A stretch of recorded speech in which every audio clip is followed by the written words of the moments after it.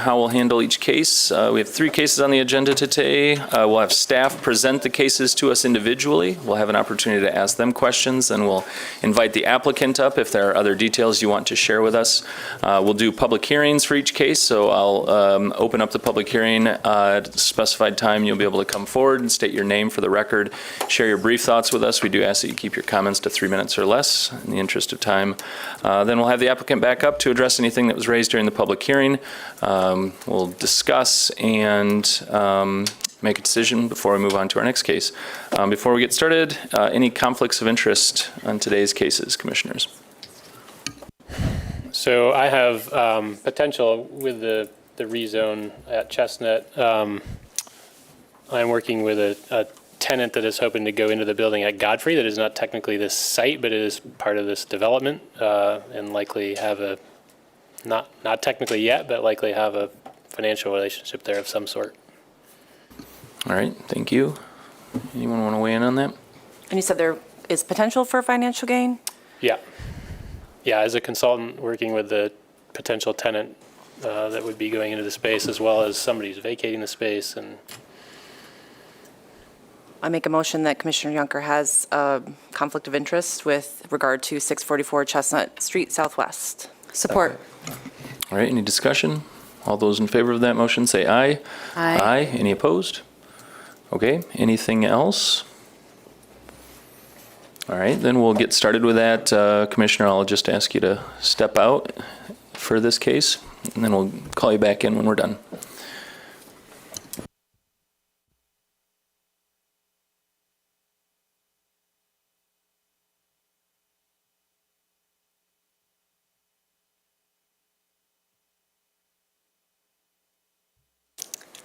For this case, the applicant is requesting to rezone the subject property from SDIT to TNTCC to facilitate a future development and reuse of the property for non-industrial purposes.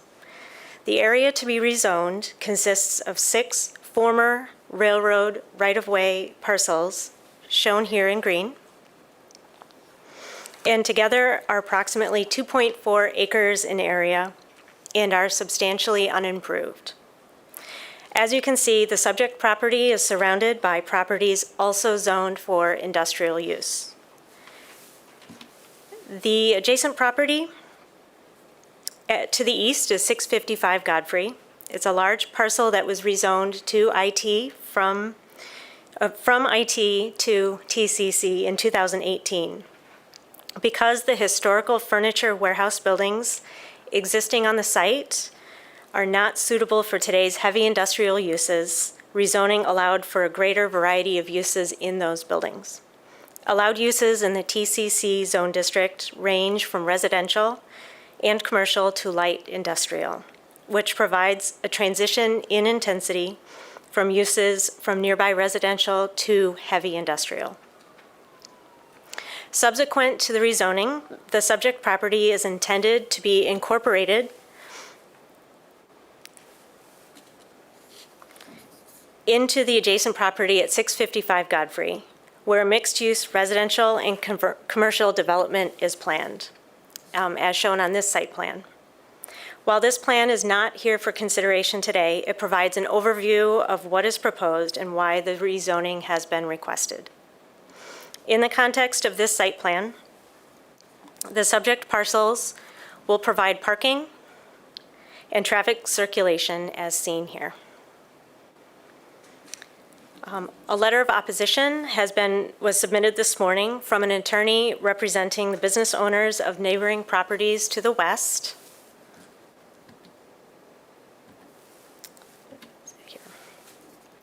At 650, 655, and 631 Chestnut.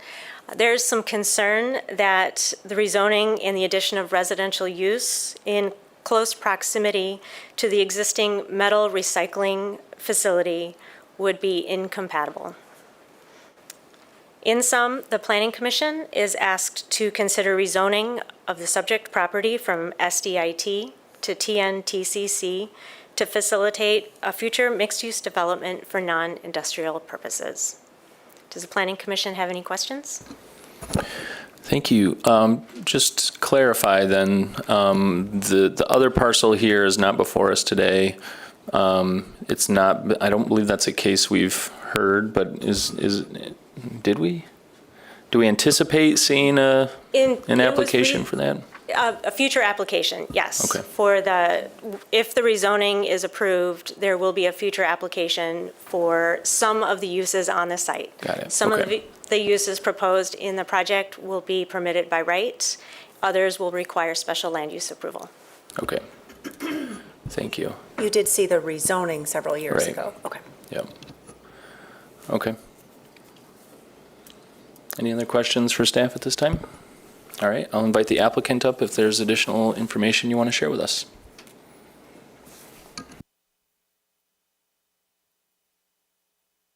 Thank you all very much. Dennis Griffin, 655 Godfrey LLC, and our development office is at 655 Godfrey LLC.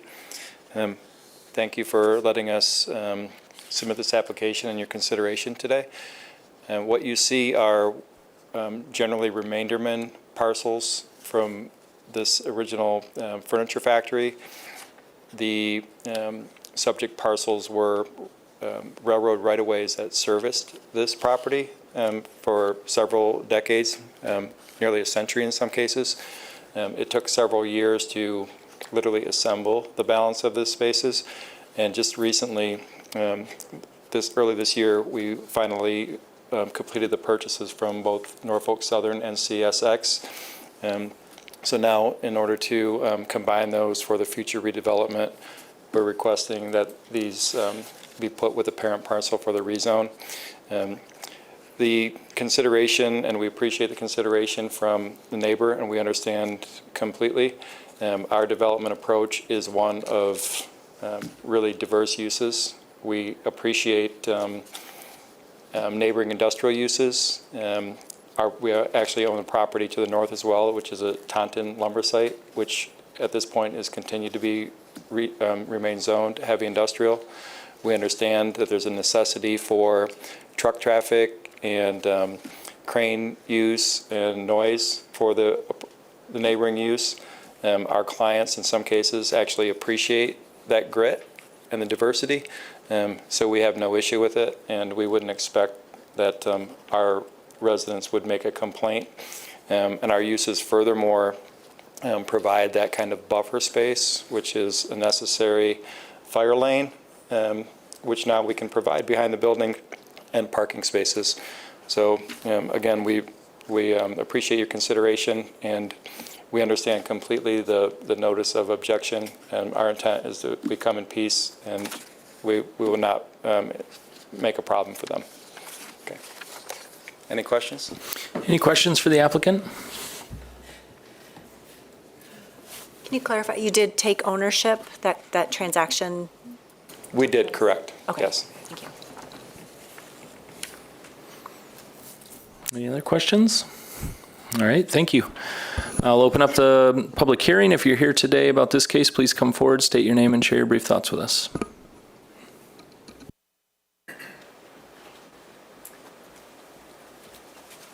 Hello, good afternoon, Commissioners. My name is Thomas Ammon. I am the attorney who submitted the objection this morning, and I wanted to come here today just to kind of reiterate a few of those points. I represent the owners of, owner and operator of Beacon Recycling, which is that property immediately to the west. And basically, we were before this board in 2018. I had to jog my memory on it because I think I was here in 2018. And we shared similar concerns at that time. And I think at the time we kind of heard some similar things about, we kind of embrace the industrial nature of this area and things like that. From my client's perspective, Beacon Recycling has extensive metal recycling operations here just right next door. Placing housing in a restaurant right next to my client's property, we can make promises now, but the concern is in a few years we're going to start getting complaints, from the neighboring uses, the neighboring residents, and we didn't create this. My client was relying on this area to be industrial from the beginning and invested heavily in this site and in its operations there, and has a great flourishing business. There are also a few points in my letter, which is really incorporating our letter from 2018, and I don't think anything has changed in the master plan, but I believe the master plan still calls for this area to be continued industrial use. And I guess as one more point, just in this area in general, I think the concern on my client's part is, you know, the same developer owns other properties here that are industrial at the moment. How long before we're just kind of an island surrounded by residents and businesses who don't want us there? So this is really our concern, and we're here today to voice it. And we would request that that these rezoning be denied. And thank you for your time. Thank you. Anyone else on this case? All right, so close the public hearing. Anything you want to respond to? Any other details you want to share?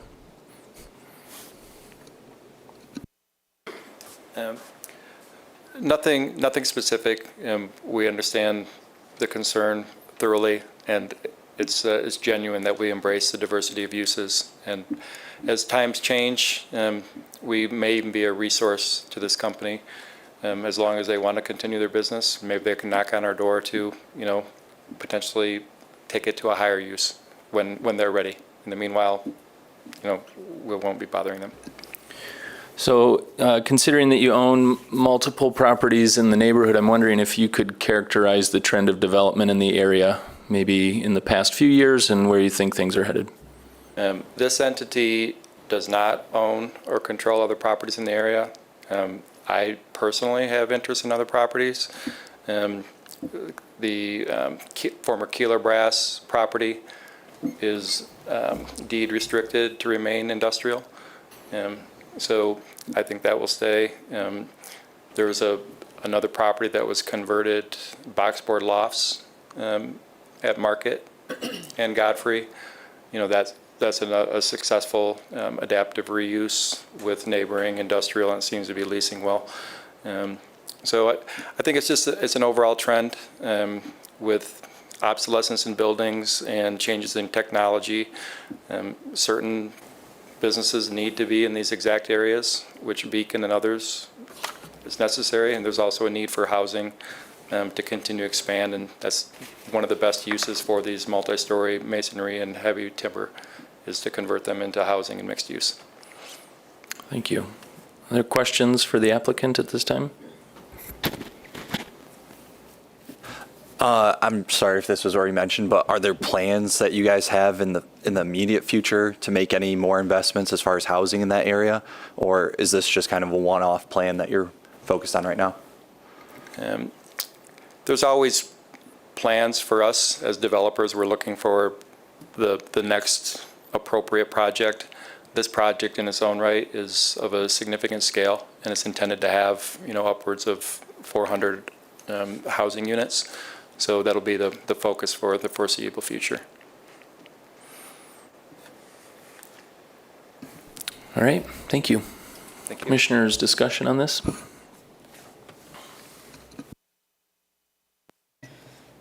I mean, the property immediately to the east is already zoned TCC. This would be incorporated into that.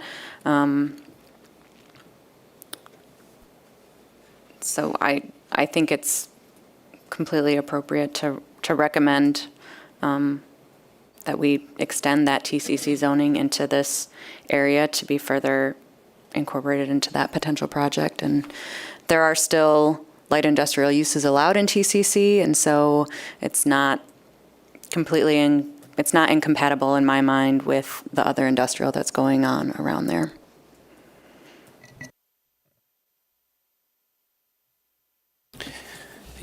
Go ahead. I think that's true. I think we'd probably made similar considerations when we rezoned that to TCC. I asked the question about the development trends in the area, just because he mentioned the reuse development at Market, which I had in mind. Also, the redevelopment of the park right across the street. Those feel in the letter from the attorney, he mentioned the industrial development trends but not the development trends, which is what is in our standards. I think those are probably two different things, because I think in general, this neighborhood has trended towards more residential or mixed use in nature and less designated heavy industrial. And I don't know that that shouldn't threaten the neighboring properties, although I do understand their concerns about future complaints and the potential for that. But I would hope that a mixed use or a residential developer who's adjacent to that would take those into consideration when we see future site plans for how they're hopefully accommodating their tenants and preventing any conflict. I think as a city as well, we've been actually very critical of losing our industrial land, our tax-based places for employment. We have a very low vacancy of industrial. And so from a planning department perspective and in partnership with economic development, we've been very critical about looking at allowing industrial land to convert. This particular location, you may recall, was of significant conversation because there was also a desire to preserve the existing building and provide for an adaptive reuse project. And based on the work that we had done in the past and in working with the owner, converting this building to a manufacturing use or a use that was permitted in the industrial zone district was actually very challenging. And so we were looking at how do we allow for an adaptive reuse project that still does allow for light industrial uses so that we can preserve the building, which was one of the goals and objectives of the community master plan as well in '02, but also being mindful of, losing industrial land is a very important, serious consideration for us that we haven't been favorable to in the past. And so I think in this particular case, because it's the former rail lines adjacent to what is going to be a mixed-use adaptive reuse project, does make a lot of sense. But I think, I would never call it a trend for us to look to rezoning other industrial uses or other industrial land without a significant pause as to what that means to our community. And I think we did that analysis back in 2018, and we would continue to do that moving forward. We are approached fairly consistently, at least in the planning department level, about industrial buildings that appear vacant and how easy would it be. We could do a church there, we could do a gym there, or we need more housing. And we have routinely said it's not inappropriate. We're not looking to advocate for the rezoning of that land. So we are very critical and mindful of those overall objectives that I'm not sure I would ever consider it a trend for us to continue to expand the TCC district in this location, and certainly not without that critical analysis taking place.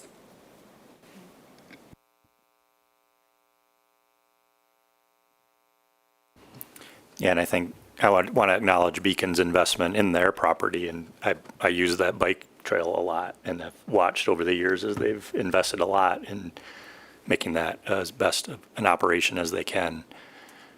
I do think these can coexist as long as everyone works together.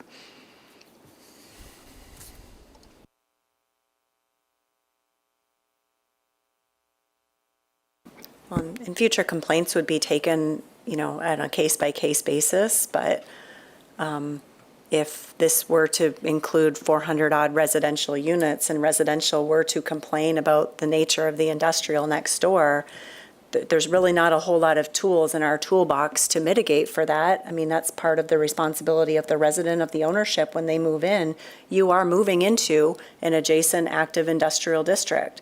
So I think residents that move there will have that expectation, and certainly complaints to us is probably not going to result in a whole lot of enforcement action because there aren't the tools to enforce against an industrial operator that's acting in compliance with their permits in the district in general.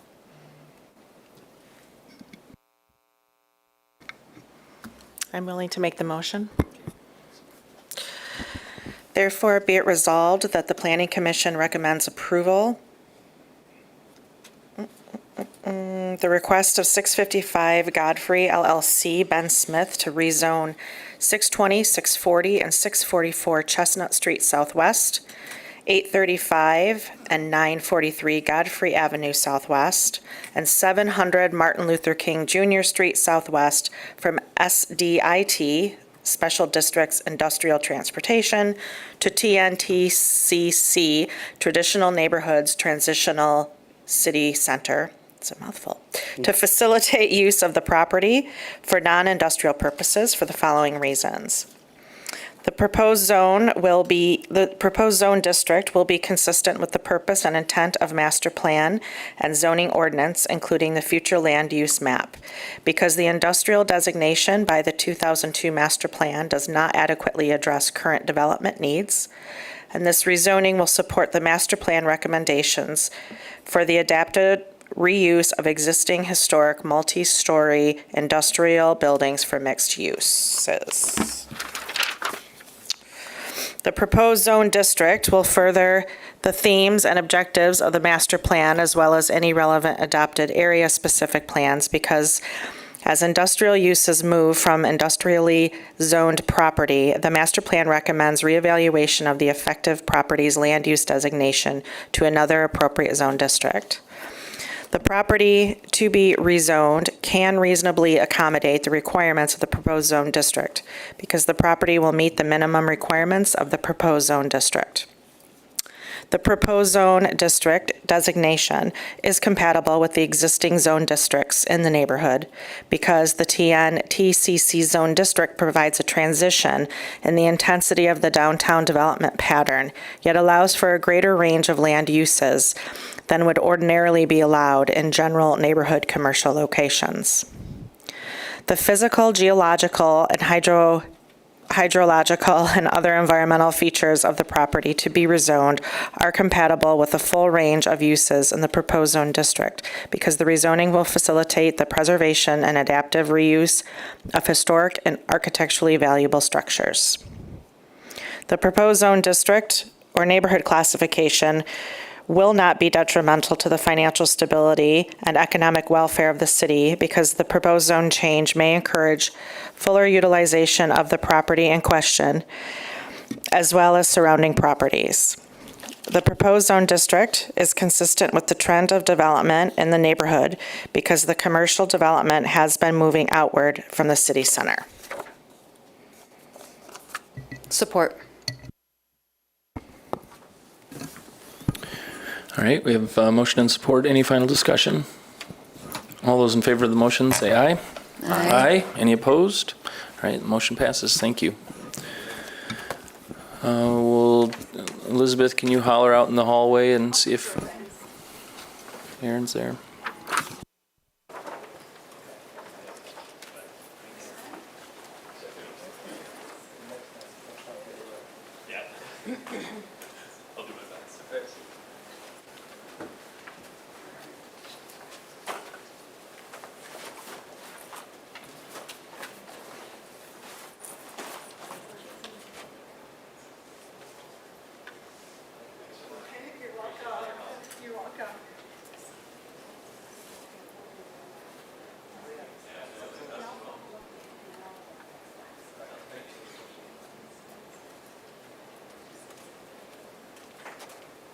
Can't find him.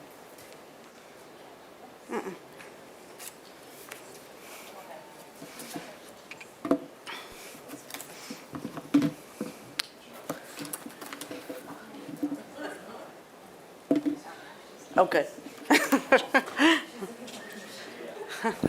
All right, our next case is 2027 Eastern Ave Southeast. Okay, thank you. The next request is a request from Family Dollar Stores. They are requesting approval to sell beer and wine for off-site consumption in association with an existing discount retail store, the Family Dollar at 2027 Eastern. And this is before you today because the sale of packaged alcohol for off-site consumption requires special land use approval. The subject site is zoned TNTBA, but a little part of it is zoned MDR.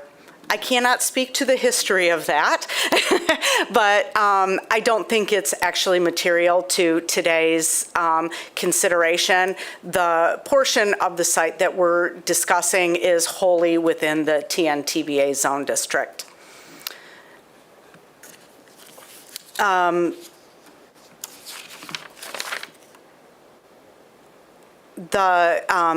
We've got TNTBA to the north at the intersection of Eastern and Burton. And then the general area is surrounded by low-density residential. To the immediate south of the subject site is a smaller apartment complex that is zoned mixed-density residential. And I just want to point out, to the west is the dwelling place proposed development that came before you some time ago. The area is also in the Southtown, addressed in the Southtown Business Area Specific Plan. This site is identified as TBA transition, which is intended to allow for a range of uses that might be found outside the commercial core, such as office uses. However, this is already a commercial center. So the Family Dollar property is the one that I'm showing you here with the white roof. We have a Little Caesars Pizza next door. There's a surface parking lot, a former drive-through bank building, which is now an office. And then the building, which is to the north, actually takes access from the businesses take access through the parking lot of 2027 Eastern. And I just mention that because there's a lot of uses that share this parking lot that could be impacted by this use. The building is about 9,500 square feet in area, and the service area of the building is behind the building. There's not a trash enclosure currently for the business. And if the Planning Commission, well, I would say for the entire development there, and if the Planning Commission is amenable to approving this, we would recommend a condition of approval that Family Dollar be, that Family Dollar construct a trash enclosure for their use. I do want to mention, though, that they lease this property. They are not owners of this property, so they would need to work with the owners. As you are likely aware, this configuration is non-conforming to current TNTBA standards. Generally, TBA development would be closer to the street, like we see further north here.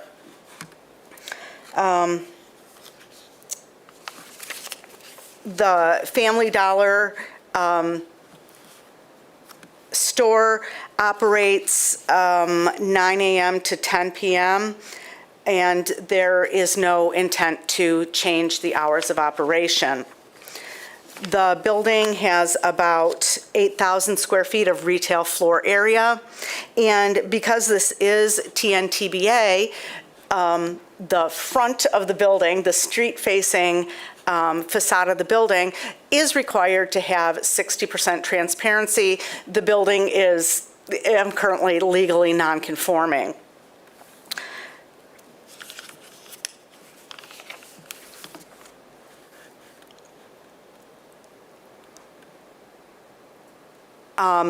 Relative to the location of the beer and wine, I want to apologize.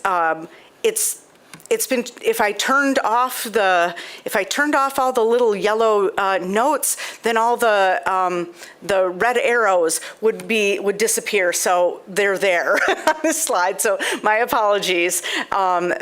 You can ignore the little yellow notes, but suffice it to say, this is the floor plan, and these are just the display aisles. What you see here are the locations of the security cameras, and in this red box is the location of the wine and beer display. A cooler is proposed to be devoted to cold beer, and then there's some shelving for wine. And we have the front door where I'm pointing here. Our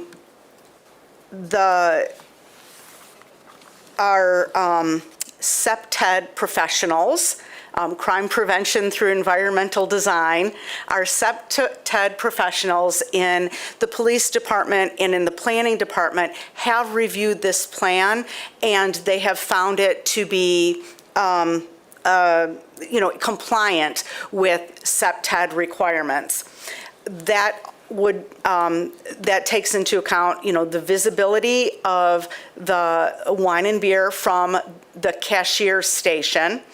Also, the visibility of the cashier station from the street through the window. Now, there are windows, like I said, and you can see here. I do think there may be some issues here, as we can see here, with compliance with window coverage. There are both zoning and CPTED regulations relative to visibility through the windows. So that would be something that we should consider. I think the wine and beer is probably, along here on the wall where there's no windows, which is appropriate. But we do want to be able to see through those windows. Recent site visits to the 2 Family Dollars in the city that are currently selling alcohol for off-site consumption did find a lack of compliance with conditions of approval relative to window coverage. Those are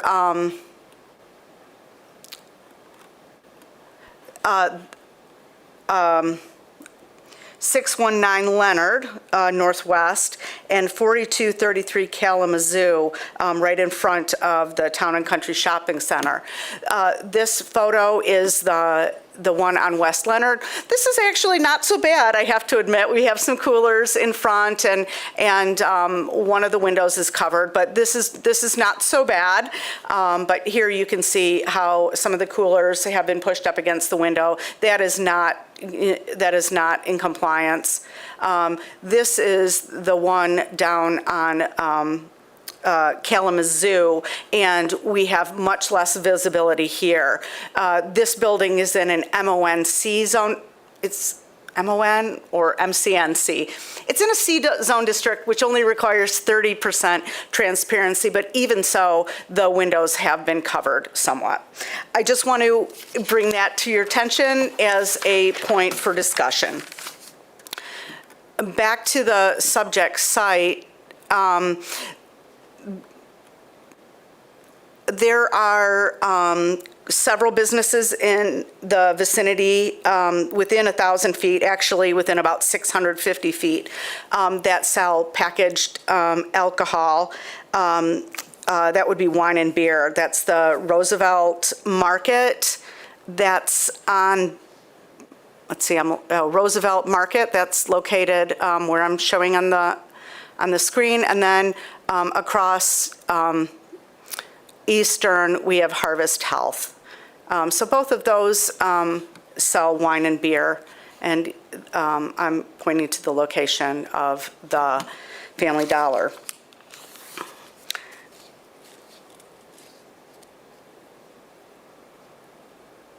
Relative to I do want to mention that the applicant has submitted a relatively robust operations management plan as we requested.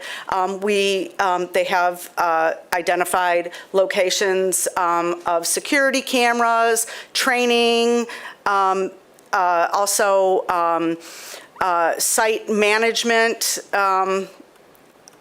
and all of these have to do with SEPTED and the security of the site and management of the site relative to alcohol sales.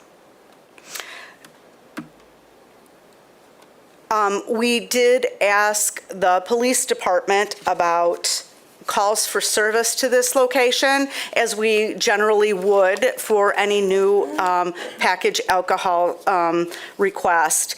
This particular store, or this particular address, I should say, does not receive a significant number of calls for police service. Over the last year, there were about 41 calls with this address. Now, there could be more calls from the, adjacent businesses in the shopping center, but the information that I have here is particular to Family Dollar. There were 41 calls with this address over the last 3 years. But it's really various. There was one shot fired. There are always, shoplifting, although those aren't always reported. But in the police department did not find this to be an area of serious concern.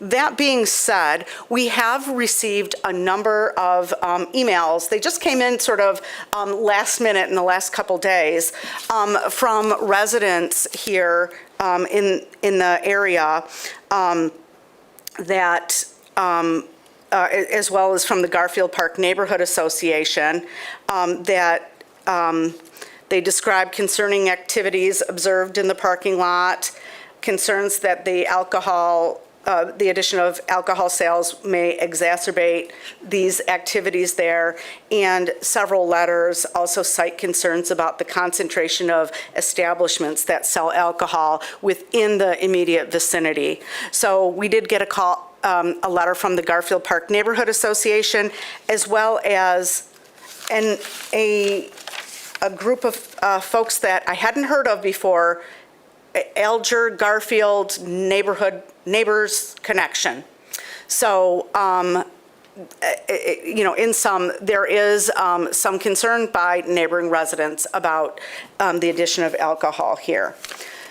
So, in sum, we're looking at the addition of wine and beer at an existing Family Dollar retail store.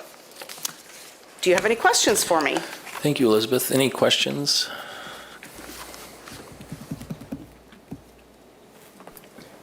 Does the SEPTED report cover exterior lighting as well?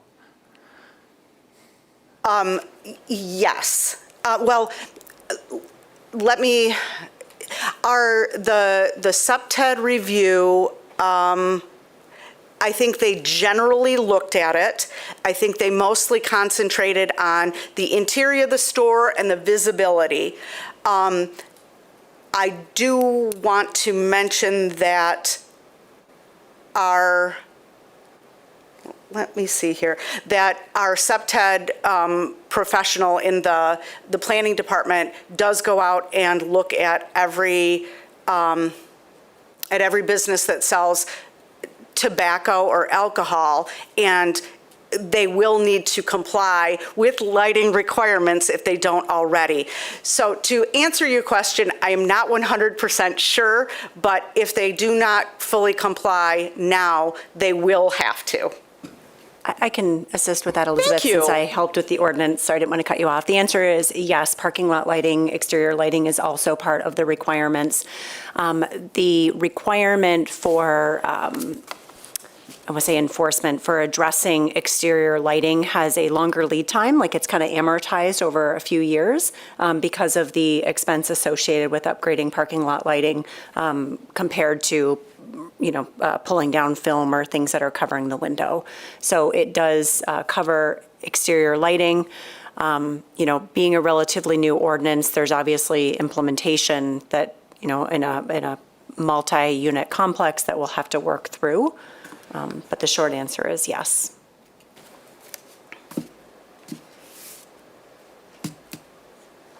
Elizabeth, I had a question about the crime stats. I'm looking at one of the pieces of information that GRPD did provide us, and I think one of the challenges with crime stats is that when incidents are reported, they are not always reported or tied to a specific address. And so fortunately, GRPD has been of great assistance and able to dig through a little bit more detail associated with the call and provided us with calls for service within 1,000 feet. And there are several calls for service that took place in the parking lot. So I think that report probably accounts for a lot of the concern associated within the neighborhood, that there is quite a bit of activity happening. Now, whether or not those activities are happening as a result of Family Dollar or would it be exacerbated by Family Dollar selling alcohol, I think that that's one of the pieces of information that the Planning Commission needs to work through. But certainly there are there's a greater volume of calls for service within, I think I said 1,000, I'm sorry, within a 100-foot radius of this particular property, which again, I think speaks to the amount of concern that has been expressed by the community.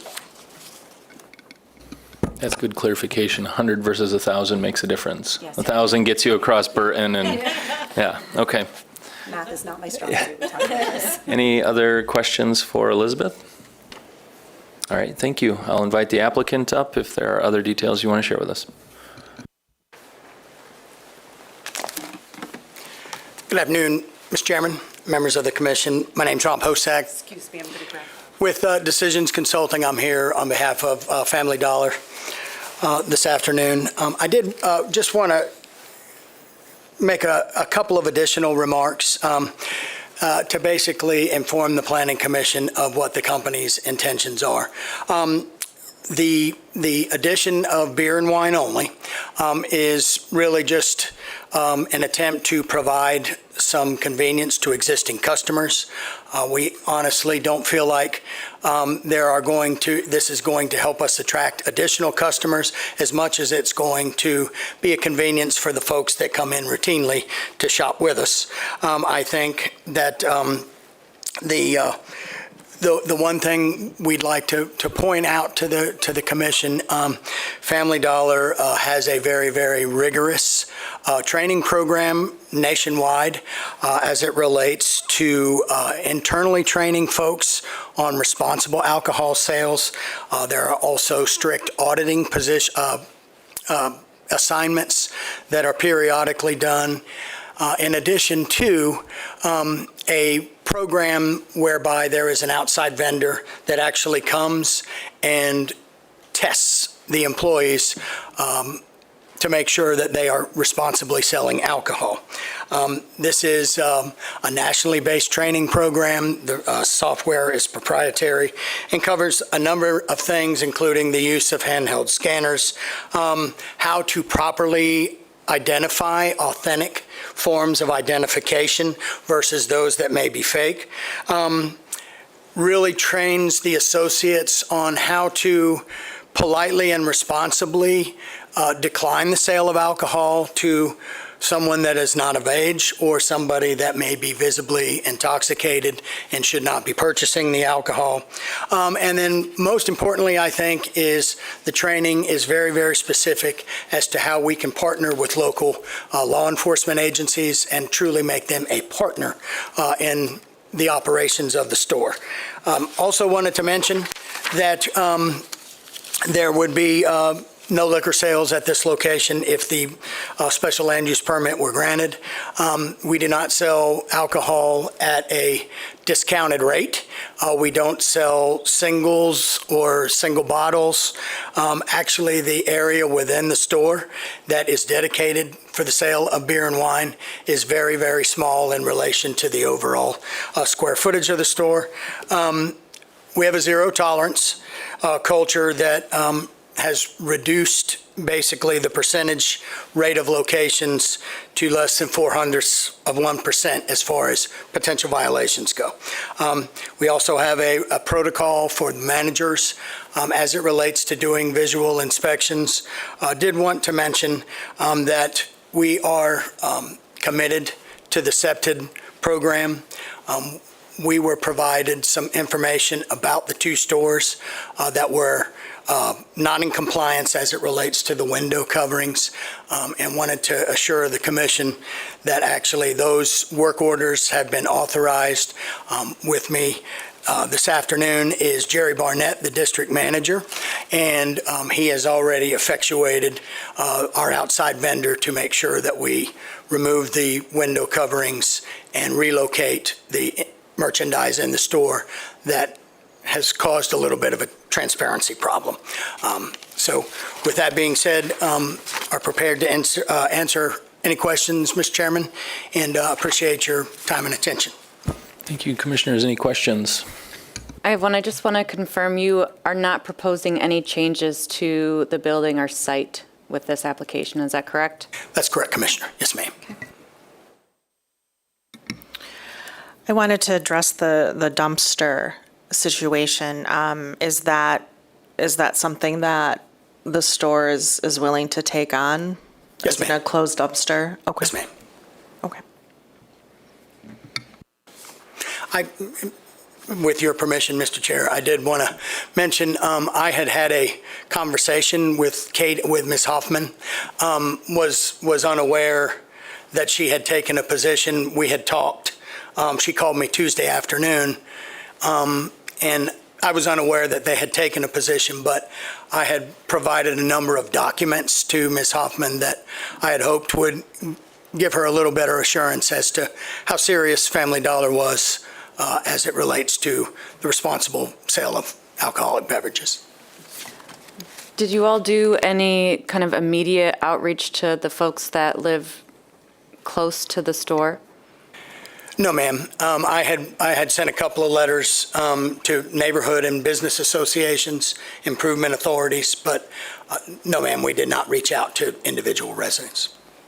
Did you get any feedback from the Business Association? No, sir. Okay. Other questions? I just have a quick question. I was just looking up on my GIS, so I had a better orientation, but it looks like your property owner on your application says Realty Income Properties 18 LLC, but then it's signed by an individual from Seymour Square Shopping Center LLC, and property records seem to say Seymour Square, and I'm just wondering if you can help me reconcile that? Yes, ma'am. Actually, I think that was brought to our attention, and I refiled a document responsive to that. Oh, thank you. And thank you, ma'am, because Okay. that was a mix-up on our part clerically, but Okay. I believe we have remedied the The application. individual that signed it is the authorized agent for the ownership? Yes. Okay, Yes, thank ma'am. you. Thank you. All right, if there's no other questions, I actually just have a comment. Something real quick. Commissioner Joseph, I just want to say that I actually directed the applicant to work through associations and organizations because the adjacent property being a rental property, we find it harder to do outreach in apartment complexes. So we thought that would be a better venue, so. I'm curious about compliance, just generally speaking. Like, I appreciate that you've done the due diligence to correct these errors, and I guess I would like some kind of assurance that they'll be followed going forward, and that one immediate remedy isn't means for until maybe, you know, it's it's reviewed and then the things all go back up in the windows or whatever? I mean, can we just get some reassurance from you that you'll follow the regulations put forth by this body? Commissioner, the short answer is yes, ma'am, absolutely. I think that's one of the reasons that I invited the district manager here this afternoon. There had previously been some issues that Elizabeth shared with me about the predecessor to my company. I don't think did a very good job of putting together an application that was responsive to the city's requirements. So we've been very deliberate about doing that.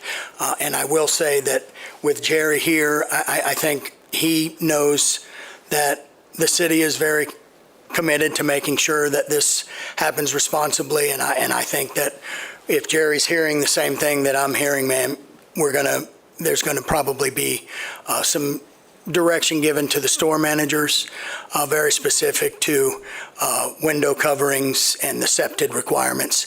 And I'm happy to provide a copy to the Planning Commission if the application were approved from us as their counsel to Jerry, reminding them of what the requirements are and our commitment to the city and the Planning Commission, ma'am. Great, thank you.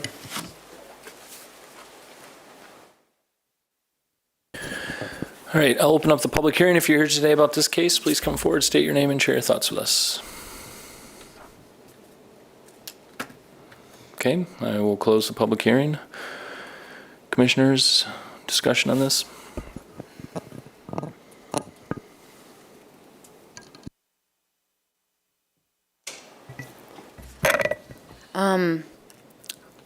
I'm concerned about this being a compliance issue. I mean, we have evidence from other locations, and though we have assurances, there's a pattern of non-compliance here. I'm also concerned that there are not proposed site changes to increase the amount of transparency on this front wall. It is nowhere close to meeting the 60% required, and they don't have any plans to remedy that. We have heard from several neighborhoods, the Neighborhood Association, another collaborative of residents about issues here, and assertion that approval of this would exacerbate the issues that are already existing. So I'm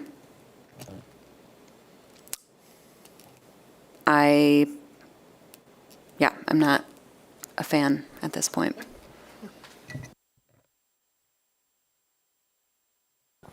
I would say the same for reasons that were already stated. I think for the beer and wine, just the selling of that just in general, I'm okay with that because, you know, nobody says, oh, let's go to Family Dollar to get Hennessy for the Super Bowl. Nobody does that.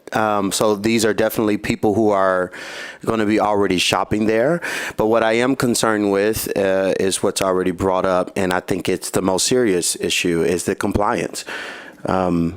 You don't get the reward until you do your chores, until you do what you're supposed to do. So I think, you know, if we can teach third and fourth graders that, of course, corporations like this can do the same thing. So until we can see the changes here, then I'm firmly against this. I think the people in this neighborhood deserve to live in a nice and beautiful neighborhood, just like we would enforce anywhere else in the city.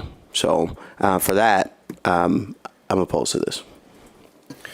Did you want to come up and speak? I didn't give you an opportunity after the public hearing, but. Mr. Chairman, I did, if I misspoke to Commissioner Joseph's question, we have already authorized a work order to correct the transparency of the windows. That will be, when you had asked if we intended to make any alterations, I'm sorry. I thought that was specific to like land disturbance activities or we were going to extend the building or increase the size.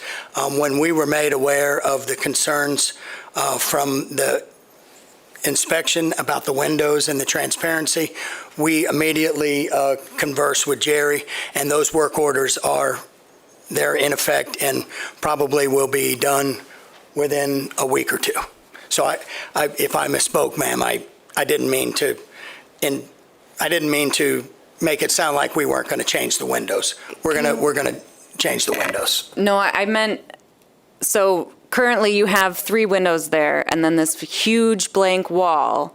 And so the requirement for our ordinance is 60% transparency. And even with the removing the coverings on the few windows you have, you're nowhere close to meeting the transparency requirement, and that concerns me. Okay. Yes, ma'am. I understand now.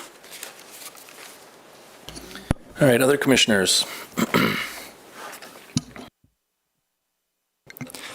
Just based on seeing the letters as well from the public, that's a concern for me. We respect the public input as well, and if that's something that they don't support, and just seeing the other businesses in the area, it sounds like it wouldn't benefit the store as much as far as the sales. It's more so just the convenience side of things, but I'm already seeing there's another liquor store just around the corner there as well. So I'd just like to personally respect the residents and their opinions in that area as well, that they don't want to see another store, not liquor, but beer and wine sales going in there as well.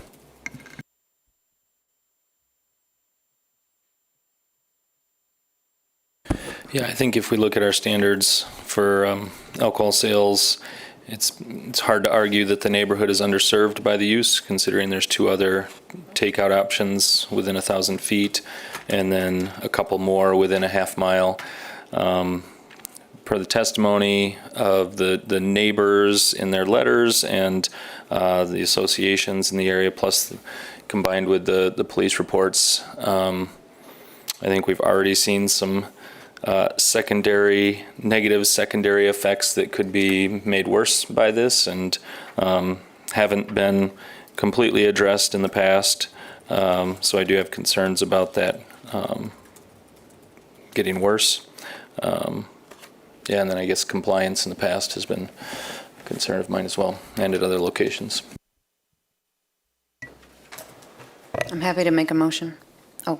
I think, though, let's be careful, the compliance, I think certainly we have had compliance issues at multiple other stores, and specifically certain ones owned by Family Dollar. But I think when we talk about compliance issues, we want to stay focused on this particular store, that there have been compliance issues with window transparency.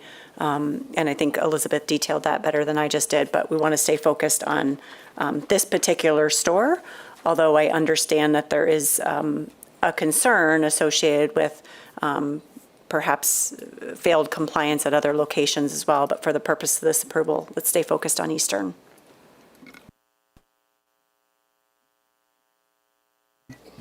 Well, I'll just say I don't actually have a problem with the use. It's ancillary to the other shopping, I think, that is done there.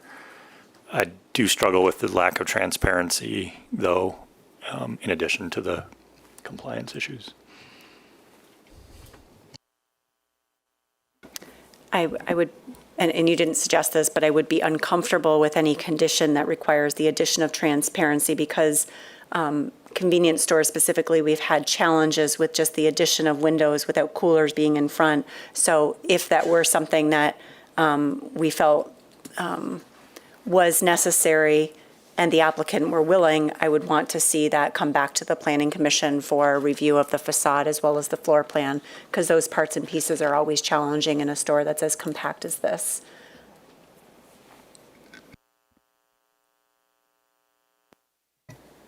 All right. Ready for a motion? Now therefore be it resolved that the Planning Commission denies the special land use request and site plan review request of Family Dollar Stores of Michigan for approval to sell beer and wine for off-site consumption in association with an existing discount retail store located at 2027 Eastern Avenue Southeast for the following reasons. The proposed use will not be consistent with the purpose and intent of the master plan and zoning ordinance, including the zone district, because the proposed use will intensify the commercial use at a location intended to act as a transition between the core TBA area and the adjacent residential areas and not preserve the quality of life for residents and visitors. The proposed use will not meet the site plan review standards of section 5.12.08.e because the site is not designed to comply with all provisions of the zoning ordinance, nor are upgrades proposed. The proposed use will not be compatible, harmonious, and appropriate with the character and uses of the neighborhood, adjacent properties, and the natural environment, because this use will not be consistent with the desired mix of uses in the neighborhood, and the sale of alcohol may negatively impact the quality of life in the neighborhood and surrounding residential uses. Potentially adverse effects arising from the proposed use will not be minimized because the location of the building at the rear of the lot may encourage loitering or other methods of impeding pedestrian traffic. The proposed use will adversely affect the walkability of the neighborhood, impair pedestrian circulation patterns, disrupt the continuity of the urban street wall, or otherwise hinder the creation of a pedestrian-oriented environment because the current site layout is not conducive to a pedestrian-oriented atmosphere, and no site changes are proposed that would bring the site more closely into compliance with the intent of the zone district. The proposed use would be detrimental to the financial stability and economic welfare of the city because the use may result in nuisances that will require police or code enforcement actions. Given the character, location, development trends, and other aspects of the neighborhood, it is demonstrated that this area is not underserved by the proposed use and that the proposed location for alcohol sales will not demonstrably be an asset to the neighborhood because this area has existing outlets for alcohol sales for off-site consumption, and the addition of this alcohol use will result in a concentration of such uses in the neighborhood. The use or change in use as constructed and operated by the applicant is not compatible with the neighborhood because concerns have been expressed by several nearby residents and the local neighborhood association about the proposed use, and nearby residential uses may be negatively impacted by the concentration of alcohol sales. The use as proposed to be operated by the applicant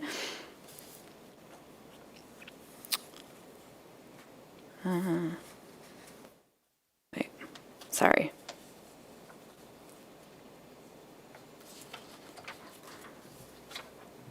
The use as proposed to be operated by the applicant will, I'm sorry, I'm struggling with the options. Will have negative secondary, thank you, will have negative secondary effects on the neighborhood because the applicant has demonstrated a lack of adherence to zoning ordinance transparency and SEPTED visibility requirements at this location, which may result in diminished ability to deter criminal behavior. Thanks, Elizabeth.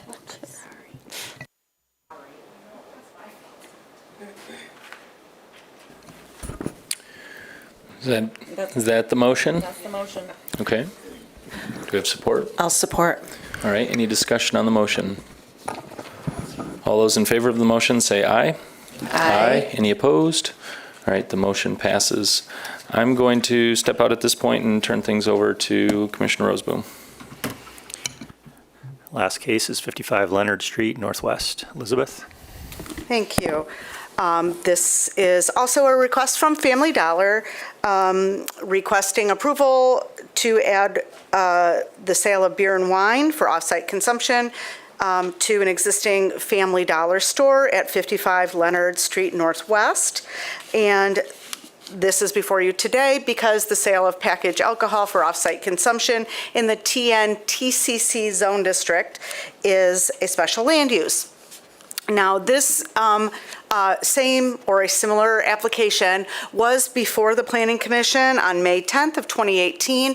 It was approved at that time, along with, I think there were a total of 4 Family Dollar stores that received approval. 2 are in operation. And then the other 2, this one and another one, had conditions of approval that required site upgrades, and the applicant never pursued those, and the application or the approval expired. The subject property is located at the corner of Monroe and Leonard, and we have the Grand River to the west. You can't really see it there, but we do have the Grand River to the west. This is another non-conforming site, legally non-conforming site, with parking in the front and the building pushed toward the back. The area is, surrounded by TCC zoning, and there's a range of different uses here. There are some industrial uses to the east, the development centers to the southeast, fire station across the street. The property is about 32,000 square feet in area and has a building of about 9,000 square feet.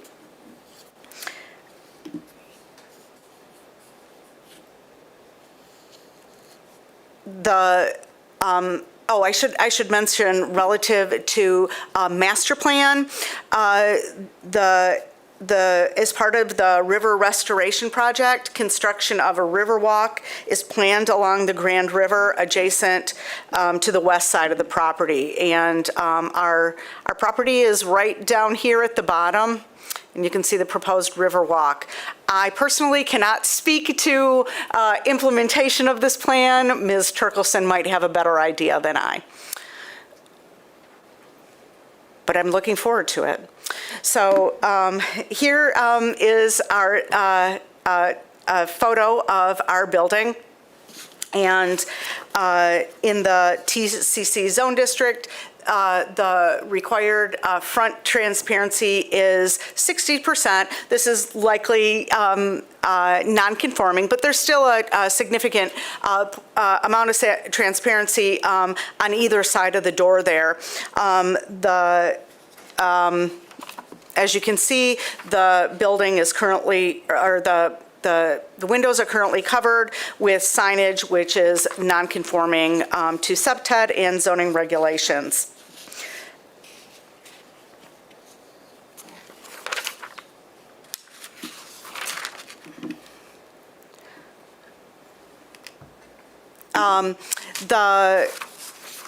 This is the proposed floor plan. All these green lines denote security cameras, locations, and viewing lines of view. We have the door in the area that I'm pointing out here, and next to the door is the cashier. The squares here denote the location of wine and beer display.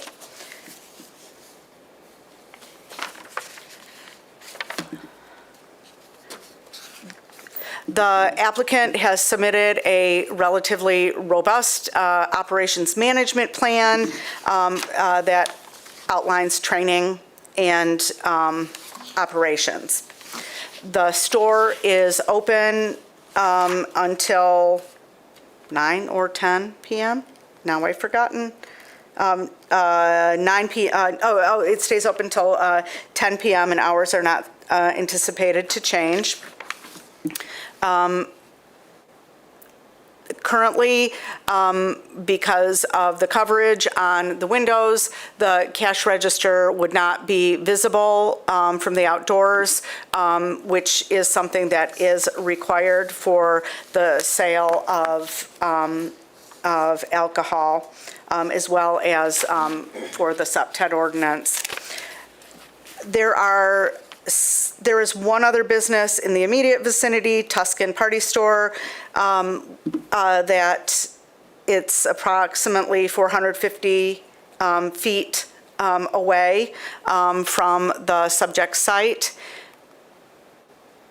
We can't really see it here, but it's located right here on this slide. So kitty corner. We have not received any letters of concern from members of the community. This particular location isn't really in a neighborhood association. It's just outside of Creston, and it's just outside of West Leonard. So it's sort of in a little no man's land there. And so while we did notify those groups, we haven't received any input. The Grand Rapids Police Department and the homeless outreach team have reviewed this application and have expressed some concerns relative to the addition of alcohol here. There are a significant number of calls for service to this location. Incidents include shoplifting, disorderly conduct, assault, harassment, trespassing, among others.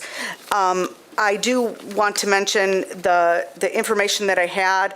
There were about 100 calls associated with this location. We're not talking about vicinity, just to this location, to this address. 7 of them were for traffic. And I must say that that even though there were 100 calls, this is like the only business right there. So if there was something else in the immediate vicinity, people might have called from that address or regarding that address as a descriptor. So not all calls had to do with this business, but there were still a number of calls associated with this particular business and this particular site. The concerns expressed by the homeless outreach team and other members of the police department expressed concern about other alcohol outlets in the vicinity, that would be Tuscan, as well as other outlets within a mile. The police department expressed concern about, the availability of alcohol at other outlets. They did feel that there would likely be an uptick in shoplifting if alcohol were approved here.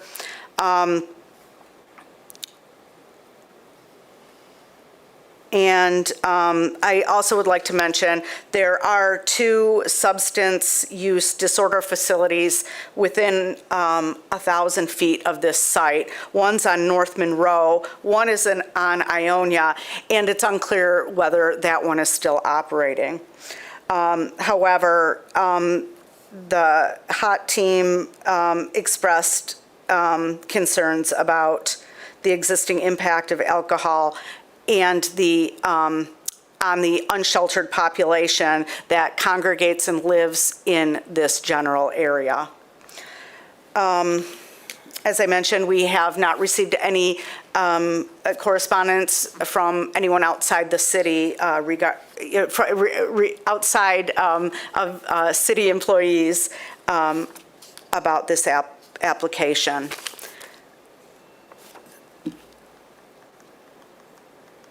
So in sum, we're looking at the addition of alcohol to the Family Dollar store at 55 Leonard Northwest.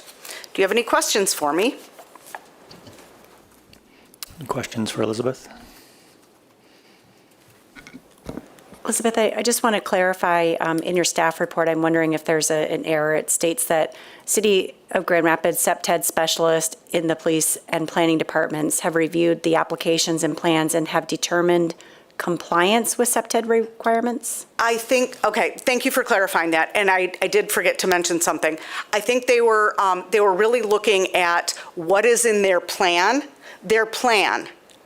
Okay, so their plan, their operations plan, the floor plan, the plan is sufficient. Okay. But the inspection report The yields- inspection report, thank you. The inspection report, as part of our CPTED program, this particular Family Dollar has gone through an inspection, and it has been found to be out of compliance. And it really, you can see here, the windows are covered, and I think there were some other property maintenance issues identified. So thank you, Kristen, for pointing that out. And that inspection report has been attached to the Planning Commission's agenda item, so you're able to see the think it appears like there's 8 or 9 concerns or issues that are non-compliant. And what's the status of the trash enclosure? Should you find it appropriate to approve this, we would recommend a condition of approval to to construct a trash enclosure. There's no trash enclosure. Oh, okay. It wasn't completed with the last approval. Okay. But our minutes from 2018 say that the applicant explained that work orders have been put in for trash enclosures required. So just by placing a work order doesn't mean it actually gets done, apparently. It did not get done, and my recollection is that we did not receive permits to have it approved either. Okay. Any other questions for Elizabeth? I just wonder, in the 2018 report also, it seems to indicate that beer and wine were being sold at that time when they applied for the permit to sell it? Yes, I believe that beer and wine sales commenced prior to zoning approval. They had, in their defense, they received state approval. They received a liquor license from the state, and they commenced sales, but did not receive zoning approval.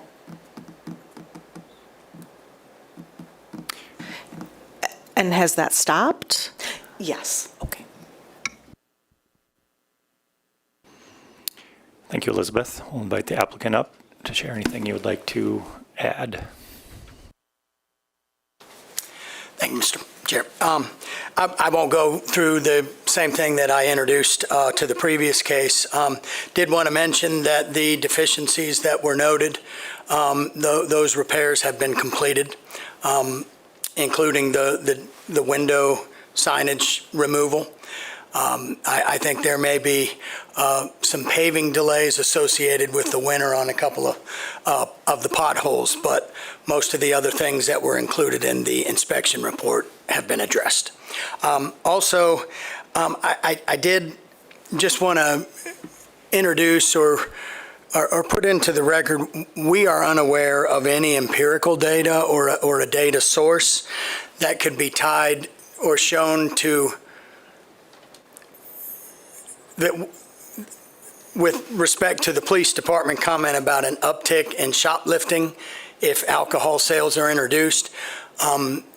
We vet stuff pretty thoroughly, and I'm not aware of any studies or any information that speaks to that. Certainly, it may be experience, or it may be, for lack of a better term, a hunch by the officer or the staff person that provided the comments, but I don't believe there's any empirical data or there's a study that speaks specific to that. We feel like with the operations management plan that we have submitted, that includes the security cameras as well as some of the suggestions, and I believe that the planning director correctly stated, I think our plan is acceptable. There just may be some existing conditions that need to be changed as far as the SEPTED goes, but I do believe our plan is consistent with, would make us consistent with the SEPTED requirements. Thank you, Mr. Chairman. I don't believe it was the police that asserted that. The police report, I thought it was a different body. I think it was the HOT team, Elizabeth, which includes GRPD. No, it was actually someone from GRPD Okay. that anticipated that. Could the applicant address what was brought up earlier by Commissioner Rosaboom in relation to the fact that there was a work order put in to do a dumpster enclosure that was not followed through upon? Commissioner, I was not associated with Family Dollar at the time. I don't know if Jerry could speak to that. I would suspect that if there were issues, particularly if they mistakenly started selling once they received approval from the Michigan Liquor Commission, that may have been one of the reasons that they pulled back the reins on everything. I mean, Jerry, I don't know if there's anything that we need to add as it relates to why the previous work order wasn't followed through on. Yeah, I could speak just a little bit to that. I think that we had a number of stores within the city limit that mistakenly did start to sell beer and wine back in 2017, 2016. We pulled it immediately, and I think the office then realized that we hadn't done our due diligence in going and getting proper permitting. So a lot of that, a lot of the things they wanted to do back in 2018, they pulled back on until we actually had a good grasp on everything that we needed to do before we came back before the council. I mean, in 2018, when we heard a case on this property, the commission, in fact, approved that. And so, but part of the documentation from that meeting indicated that that Family Dollar was already working on a dumpster enclosure, but that wasn't actually true. Yeah, I'm not sure about that. I can't really speak to that. Do you mind sharing Jerry's last name just for the record? Oh, I'm sorry. Jerry Barnett. Thank you. Any other questions for the applicant? I do have one question. I'm just curious, in looking at this case, maybe different even from Eastern, that we do have a relatively high number of calls for service. We have, it was 8 or 9 issues of crime prevention, non-compliance, and significant concerns, quoting, expressed from GRPD and the HOT team. And I'm just wondering, how would you reconcile that for the Planning Commission to talk about, the due diligence as a company that you've submitted a crime prevention plan and operations plan, and yet there are still what I would consider pretty serious issues associated with this property. And I'm just curious, from an operational perspective, what should the Planning Commission think of that? Well, ma'am, I would certainly, we would be open to if there's a person, a contact person at the police department that we would need to sit down with and provide a contact chain, basically establish enhanced communication, anything that they think might be beneficial, we would certainly be open to doing that.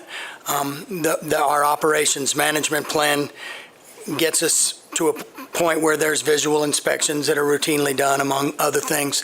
But if there are certain other activities that they feel would be beneficial, we'd be happy to develop a plan more specific than the operations management plan that we've submitted as part of our application today.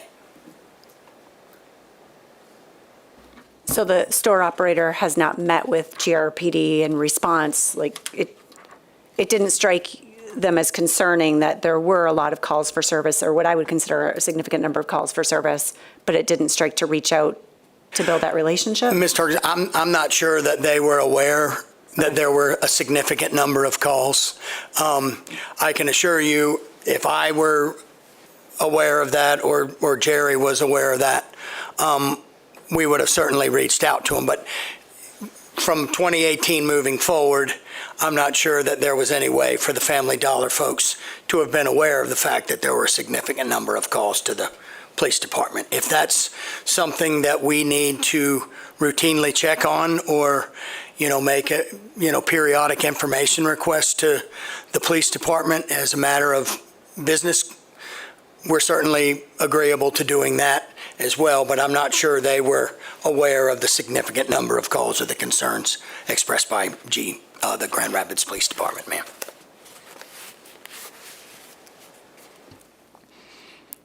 Any other questions for the applicant?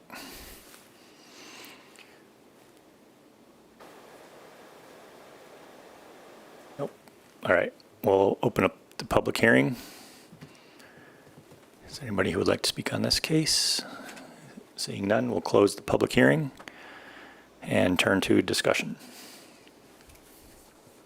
I don't really want to pile on this situation here, but it is concerning to hear that none of the plans so far have really been proactive in addressing any of the concerns that have been both formally and informally brought forth. Formally being the decision that was made at the 2018, and then informally, which, I mean, I don't know, I don't run a retail establishment, but I would imagine that I would be concerned about police calls to my address and the safety of my neighborhood, in addition to the safety of my employees, which are, I mean, part of our community and our neighborhood. So that is troubling to me. And seems to speak again to a pattern of, I don't know if it's business operations, which isn't our purview here, but something to consider for the organization, certainly. I appreciate what seems to be that you're very, interested in doing things forward, but so far that's not really come to be from 18 to now. So I kind of have a lot of reservation about now and then the next 3 years, let's say, which I don't have a crystal ball, so I can't really speak to that. But there are a lot of issues here, I think, that as a commission we need to really work out here amongst us and talk about. So I'd like to start with 2018 lack of action promised to the commission, approved, and then not carried through, and then maybe move forward to current to make sure that we're covering all bases here. So I'd like to hear from my colleagues. Sure, yeah. I mean, I was on this commission when they came before last time, and I'm grateful for the catch about the dumpster. I did not catch that in my review of the packet. But yeah, it's definitely concerning that, or a good point to point out that a work order doesn't necessarily mean the action's going to be taken. I also have concerns about the number of calls for service to this location and the concern by the homeless outreach team. I take those very seriously. So I have qualms about adding alcohol sales to this location as well.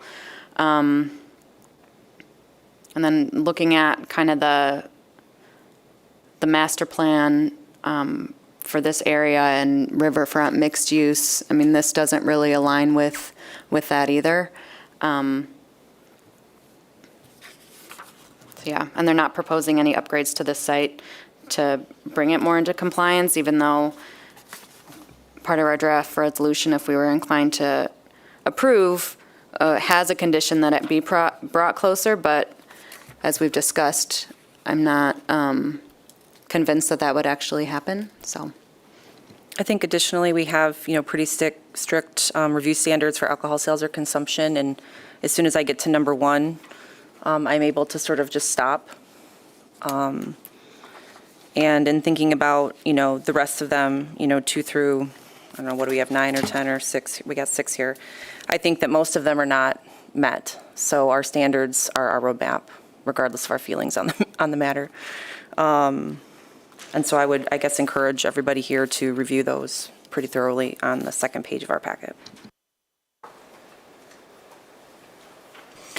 I didn't hear this explicitly, and I haven't had time to really process these thoughts to make them make sense. So please let me know if it doesn't. But in my experience, whenever we start talking about alcohol sales in crime-ridden neighborhoods, those crime-ridden neighborhoods are black and brown. And so then we prevent alcohol sales or beer and wine sales in those black and brown neighborhoods because there is crime there. When I don't think that's fair to do that, I don't think it's fair to equate that. I also, obviously this is a community. We want businesses, residents, everybody to work as a community to prevent crime. But I also feel that it's not the responsibility of any one business or any one resident to prevent crime. That's why we have a police department. So I think, at least with the conversation about crime and whether or not alcohol sales are appropriate here, I vehemently disagree with putting that in one conversation, because we should not prevent people in a neighborhood. And again, in my experience, we're usually talking about black and brown neighborhoods. So maybe that's just a change in perspective, but we should not ever prevent a neighborhood of people, law-abiding people, from experiencing something that everybody else's neighborhood gets to experience just because there happens to be crime here, number one. For the calls that were mentioned, and I think Elizabeth brought this up when she brought up that fact that those calls are not necessarily to this location. There's no way of knowing if it's to this location, but let's just say if it is. I would agree that it would be, a sight to see for the businesses to say, hey, we're getting 200 calls a year to our business. Let's figure out how to do this, how to operate differently. I would agree with that. But I think to make any business responsible for the prevention of any crime, it's too large of a task for any one business or any one location for business. With all of that said, I would oppose this as well because of compliance. Something that's, well, I think it's simple, at least maybe it's not, but I think a garbage enclosure for business spread across multiple states, that's pretty simple. And if you tell us you're going to do that and we go 4 years, 10 if you include the pandemic, and you have not done something as simple as a garbage enclosure, then again, just like with the last one, let us see you get into compliance, and then maybe when you come back and you want to sell wine and beer, we'll say yes. So with that, I'm opposed to this.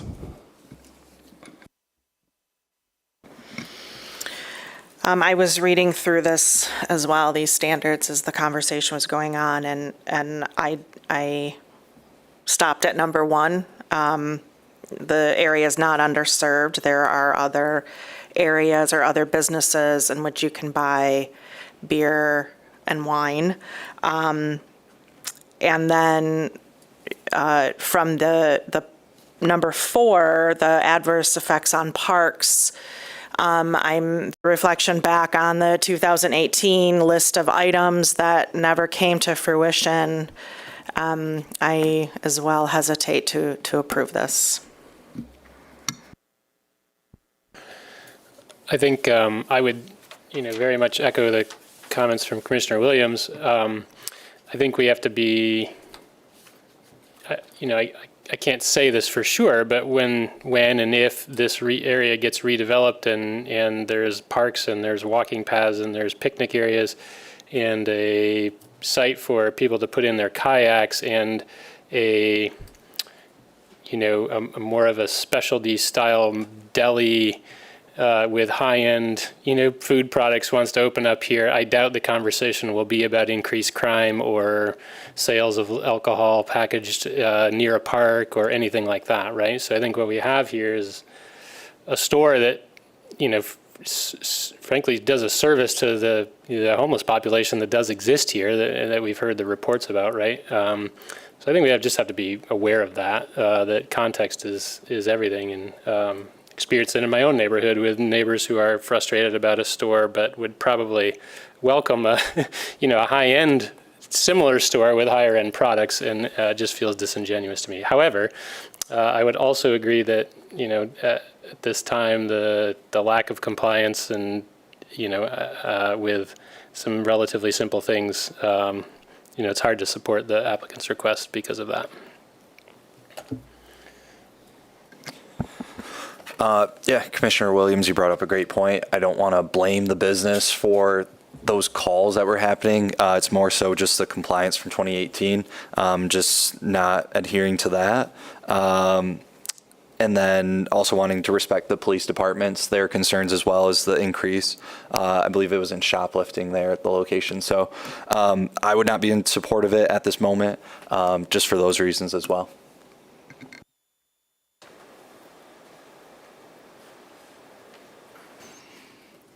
Someone like to make a motion? I can.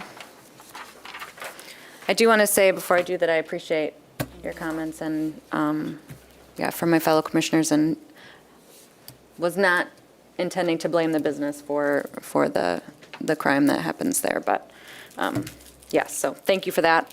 Heard. All right, here we go. Now therefore be it resolved that the Planning Commission denies the special land use and site plan review request of Family Dollar Stores of Michigan for approval to sell beer and wine for off-site consumption in association with an existing discount retail store located at 55 Leonard Street Northwest for the following reasons. The proposed use will not be consistent with the purpose and intent of the master plan and zoning ordinance, including the zone district, because the proposed use does not align with the master plan's designation of this area as riverfront mixed use. It will reinforce an existing auto-oriented use that is incompatible with the compact, transit-friendly, walkable intent of the TCC zone district, and have the potential to negatively affect the character and quality of the planned riverfront trail adjacent to the subject property. The proposed use will not meet the site plan review standards of section 5.12.08.e because this site is not designed to comply with all provisions of the zoning ordinance, nor are upgrades proposed. The proposed use will not be compatible, harmonious, and appropriate with the character and uses of the neighborhood, adjacent properties, and the natural environment. Because this use will not be consistent with the desired mix of uses in the neighborhood, and the sale of alcohol may negatively impact the quality of life in the neighborhood. Potentially adverse effects arising from the proposed use will not be minimized because the location of the entrance relative to the parking lot is not characteristic of the TN neighborhood and may hinder walkability. And the addition of alcohol may exacerbate negative secondary effects that are already present in the vicinity. The proposed use will be detrimental, hazardous, or disturbing to existing or future uses or to the public welfare by reason of excessive traffic noise and visual clutter, because the ads and visual clutter currently on the windows of the property obscures visibility and are out of compliance with SEPTED requirements. The proposed use will adversely affect the walkability of the neighborhood, impair pedestrian circulation patterns, disrupt the continuity of the urban street wall, or otherwise hinder the creation of a pedestrian-oriented environment. Because the current site layout is not conducive to a pedestrian-oriented atmosphere and no site changes are proposed that would bring the site more closely into compliance with the intent of the TNTCC zone district, the use may encourage loitering or other means of impeding pedestrian traffic.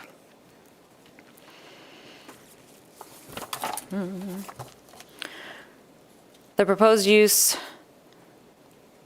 would be detrimental to the financial stability and economic welfare of the city because the use may place an unfair burden on other city services as the location is already overburdened with a high demand for services in the area.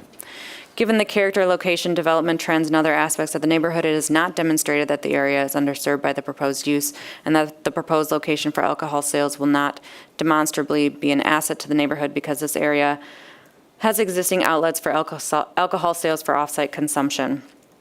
The use or change in use as constructed and operated by the applicant is not compatible with the neighborhood because this area has existing issues with alcohol-related nuisances, and the addition of this alcohol use may result in an increase for calls for police service, and this property's close proximity to licensed substance use disorder facilities may not support the efforts of those trying to maintain recovery.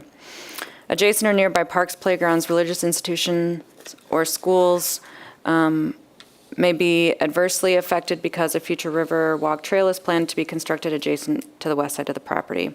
The use as proposed to be operated by the applicant will have negative secondary effects on the neighborhood because the applicant has demonstrated a lack of adherence to zoning ordinance transparency and SEPTED visibility requirements at this location, which may result in diminished ability to deter criminal behavior, and the use may cause an increase in loitering, shoplifting, disorderly conduct, assault, harassment, and other incidents already prevalent in the area. That's it. Support. Any further discussion? Would you be in favor of striking, A5? The second one, the use may cause an increase in loitering, shoplifting, disorderly conduct, assault, harassment, and other incidents already prevalent in the area. Sure. Would you also be in favor of striking A3? The second point, this area has existing issues with alcohol-related nuisances, and the addition of this alcohol use may result in an increase of calls for police service.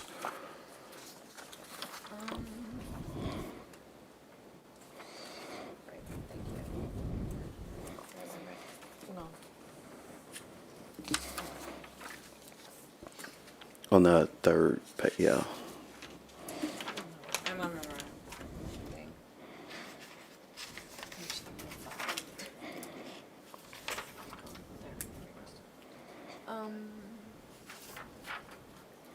I mean, wasn't it described by the police that there are existing issues? Yes. I wonder if you stop it after already has existing issues with alcohol-related nuisances and strike the, Yeah. and the addition of alcohol. Sounds good. Might be a Yep. compromise there. Sure. Yes. Perfect. Would you also be in favor of sorry, I'm not trying to like tear off here. Striking 5B, the use will place an unfair burden on other city services as the location is already overburdened with the high demand for services in the area.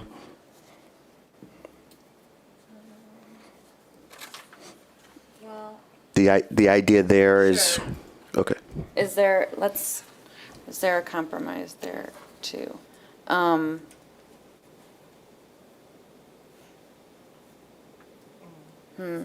Because we need to have, I would like to maintain some findings related to public facilities. Do you have, so, Commissioner, I'm wondering if you can maybe help me understand what your concern is with that, because, you know, again, utilizing the information provided by GRPD, which are calls for service that are specific to this location. Yes. Relatively speaking, it is high. Yes, and I would agree and acknowledge that. And I would also agree and acknowledge that there is no empirical evidence that the increased sales of, or the beginning of sales of wine or beer here will exacerbate that. I think. We just don't know. So in my, Carol, I said may place, right? I didn't say will for 5B, that the use may place an unfair burden. I think you can probably meet I think you can probably meet the actual reported calls and not hypothesize future, bad acts. Sure. As a result of that. I think that can, I think it can coexist. Because the location is already experiencing a high demand for services for the area. And I think you don't have to forecast that. Yeah. I think that's what he's getting at there. Yes. Okay. Yes. Great. Okay, so the proposed use. Okay, yeah, so the findings for 5B change to because the location is already experiencing high demand for services in the area. Yes. Okay, thank you. Sorry, last one, very last one. 3A, the sale of alcohol may negatively impact the quality of life in the neighborhood. Would you be in favor of Sure, we striking that? can take that out. Yep, thanks. That's it. I support. That's it. Support? We have a motion and support. Is everyone clear enough on the motion to be able to vote on it? We all tracked with those changes? Are we kosher? I appreciate it very much. Thank you. Okay. All those in favor of denial, say aye. Aye. Any opposed, same sign. Motion passes.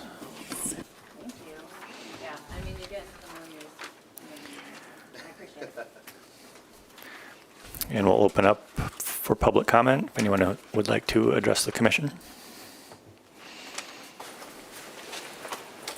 And we'll close the public comment. Anything else for the commission at this time? I would just thank you all for your last resolution and your work on that. That is exactly what we like to see. Oftentimes, we put these resolutions together based on what we think we know with the information provided, and I think it's very welcomed and helpful when we have conversation that facilitates change to these resolutions. That's exactly what we like to see, so thank you. I think, I really appreciate the staff putting these together. I think what I get concerned with when I read this is, we're creating a level of specificity that helps in the future. However, I'm still going back to if we, right, with the development across the river, for instance, many of these same reasons for denial could be used if that goes in and they want to put a brewery in, and then I think, right, are we really going to end up getting ourselves in trouble, right? And anyway, so it's just something I've been thinking about a little bit as it relates to some of these topics as well. Kristen, could you also comment on how did the standards work in the sense of, is it important to address each one? Our resolutions are structured to address each one, and I know that we need to consider them all together, but it's okay to leave out particulars if they don't apply, correct? If they're not applicable, yes.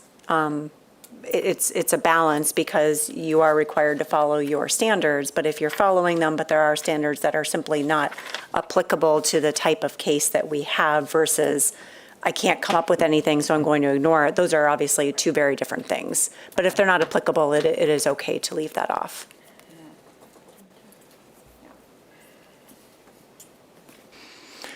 Okay, thank you. Anything else for the commission today? We're adjourned.